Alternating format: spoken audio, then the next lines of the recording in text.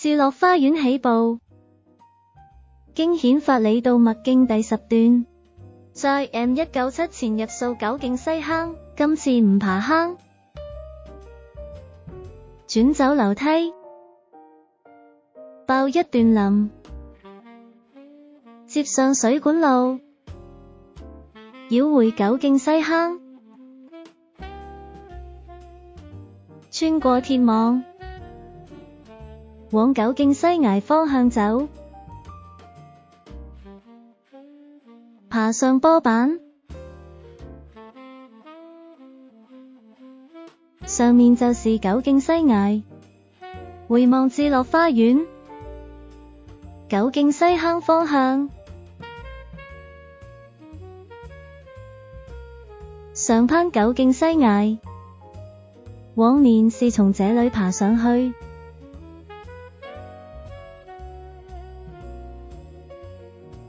再橫移到對面，今次嘗試繞過崖底，尋找落繩位置。隊友說是玩這難度高的高手中的高手線，玩霸橫移返回西坑，上數一小段後，從這裡攀上去離間，覓較疏落位置，回望，接上灰路，途中離開灰路往小鳥石打卡留影，再來一張，休息完返回灰路，前往9徑西嶺，上面是近年熱門的攀爬點，先由繩而下，再攀上這個考牌位，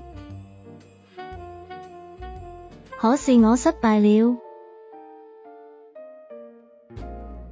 在考牌線側邊攀上，還是覺得很難。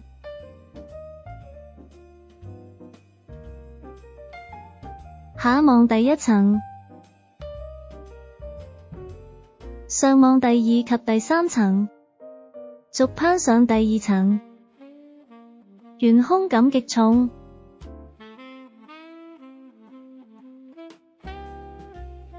第2層沿着隙縫攀上，難度不太高。